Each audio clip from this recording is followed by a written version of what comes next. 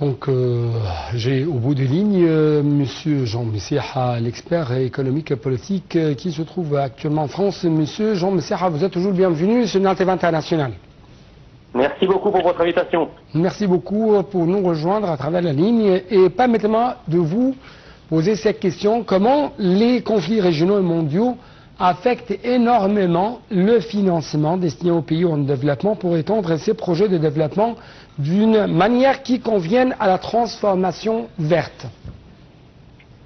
Vous savez, la transformation verte constitue une formidable opportunité pour les pays de l'hémisphère sud de manière générale et pour l'Égypte de manière particulière. Au cours de la première et de la deuxième et de la troisième révolution industrielle, pour entrer dans le cycle du développement industriel, il fallait des investissements colossaux. Par exemple, la première révolution industrielle, c'était les machines à vapeur. Ensuite, il y avait la révolution basée sur le pétrole, l'électricité, etc. Et tout ça nécessitait des investissements en infrastructure qui étaient extrêmement importants. Et pour un grand nombre de pays, le coût de ces investissements initiaux freinait finalement l'entrée, ou en tout cas retardait l'entrée dans les révolutions industrielles. La quatrième révolution industrielle que nous connaissons depuis un certain nombre d'années, c'est une révolution numérique et technologique. Et il se trouve que c'est aussi une révolution de dématérialisée en quelque sorte. C'est-à-dire qu'il faut peu de choses pour réussir. Il faut un ordinateur, il faut des investissements qui, somme toute, ne sont pas très onéreux au départ pour une société. Et par contre, la rentabilité de ces investissements peut être colossale. Et je pense que à la fois la révolution informatique, la révolution numérique et également la révolution verte à travers les investissements dans les énergies renouvelables constituent une formidable opportunité pour le continent africain de manière générale, mais surtout pour l'Égypte, qui est un pays stratégique à la fois politiquement, économiquement et stratégiquement.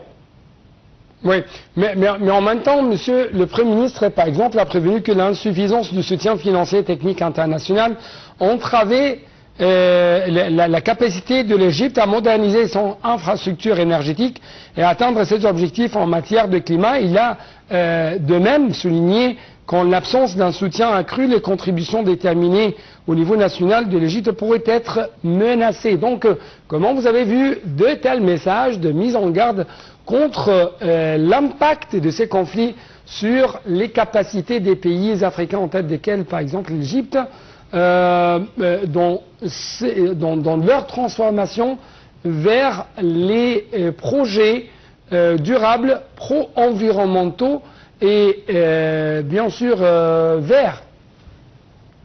En fait, le ministre il a raison, parce qu'en fait, il faut distinguer deux domaines. Le premier domaine, c'est celui évidemment de la révolution numérique et informatique, et là, l'investissement est un investissement modeste au départ. Et ensuite, vous avez effectivement tout ce qui concerne l'investissement dans les énergies renouvelables et les énergies vertes. Et là, ce sont des investissements un peu plus coûteux. Et effectivement, il faut joindre les deux. C'est-à-dire qu'il y a évidemment tout le côté dématérialisation que permet la technologie informatique et la technologie numérique, donc qui évite par exemple d'imprimer du papier, qui est nettement moins carboné, si vous voulez, de manière générale. Et il y a ensuite tout ce qui est investissement dans les énergies renouvelables, c'est-à-dire par exemple les panneaux solaires en ce qui concerne l'Égypte, que l'Égypte bénéficie d'un temps d'ensoleillement exceptionnel à travers la planète, et donc on a là un gisement d'énergie renouvelable qui est colossal. Donc effectivement, il faut distinguer les deux. Et s'agissant du deuxième, c'est-à-dire le domaine où les investissements dans les énergies renouvelables vont être assez importants à réaliser et assez onéreux, effectivement, l'Égypte a besoin d'un soutien financier pour l'aider dans un premier temps à basculer des énergies carbonées aux énergies décarbonées. Et une fois que cette infrastructure est en place, eh bien, c'est une rentabilité pour tout le monde, à la fois pour l'Égypte en termes de souveraineté énergétique, puisque l'énergie sera produite sur le sol égyptien et dépendra exclusivement du pouvoir égyptien, mais aussi pour les partenaires économiques et industriels qui fournissent les infrastructures permettant d'exploiter ces énergies renouvelables. Donc c'est un partenariat gagnant-gagnant. Oui. Mais également, on trouve que pour arriver à traduire ces ressources énergétiques énormes, que ce soit pour l'Égypte ou pour les pays africains, en tant que des richesses, il faudrait une infrastructure de plus en plus sophistiquée qui exige en même temps un financement colossal. Donc, comment vous trouvez la position des pays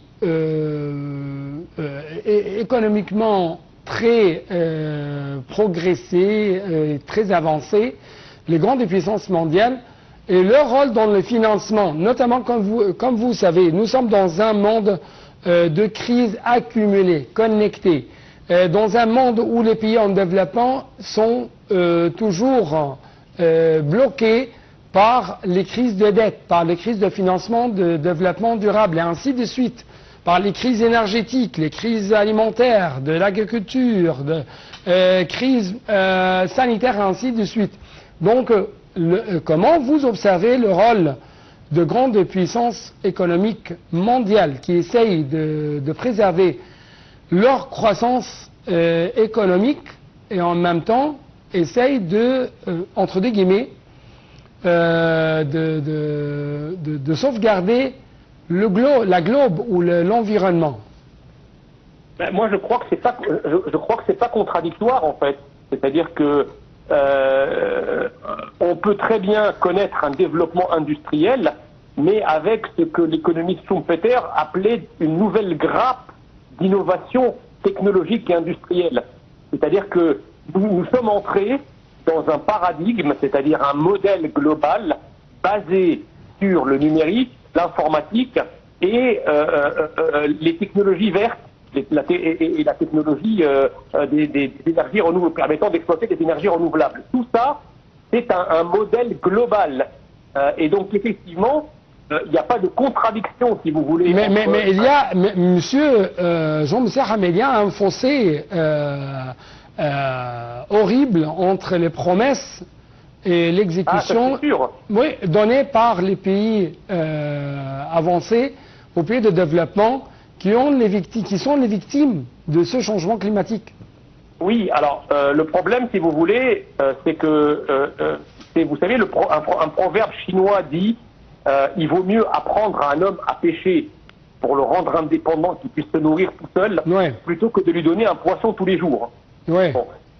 On ne parle pas, si je peux dire, on ne parle pas des aides, on parle seulement de financement et, si je peux dire, quand même des expertises à exporter à ces pays africains pour arriver à avoir des projets durables, convenables ou qui conviennent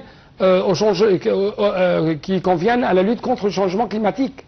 Oui, alors vous avez deux logiques. La logique de l'aide, ça ne peut pas être une logique ad vitam aeternam. Vous savez, déjà du temps du président américain Bill Clinton, vis-à-vis de l'Afrique, il disait « trade, not aid ».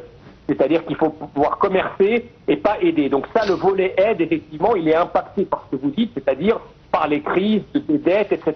Ça, c'est une chose. Après, vous avez ce qui relève du mécanisme du marché, c'est-à-dire du commerce.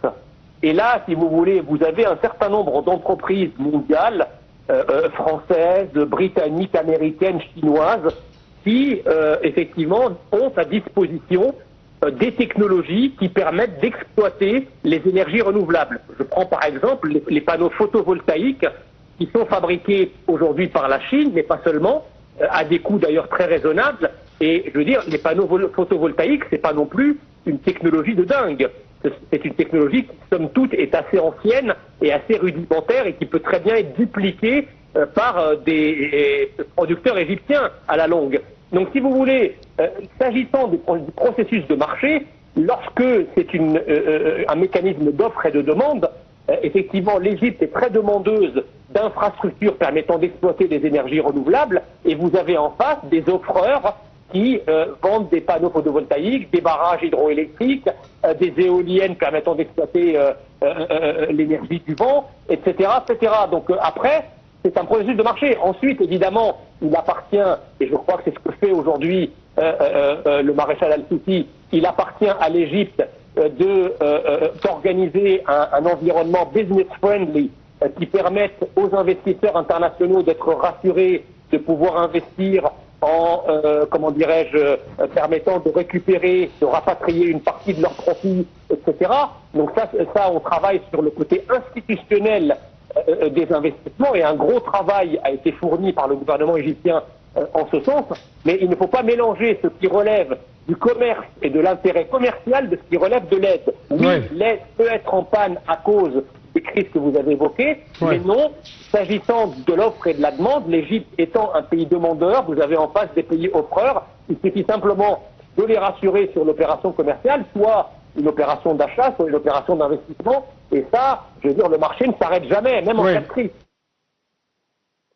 Je dois vous remercier infiniment pour de telles explications de votre part concernant ces messages lancés par l'Égypte pendant ce forum, cette rencontre de COP21. En fait, chers téléspectateurs, le monde doit atteindre ce qu'on appelle la neutralité carbone beaucoup plus vite que prévu d'ici la fin des années 2030, selon de nouvelles estimations scientifiques publiées récemment au 3e jour d'une COP29. Les scientifiques du Globe Carbon Project ont publié dans la nuit leurs études très attendues sur les émissions mondiales de CO2 générées par la combustion du charbon, du pétrole et du gaz. Elles attendront encore cette année un record. Les explications avec notre collègue Sarah Marbi.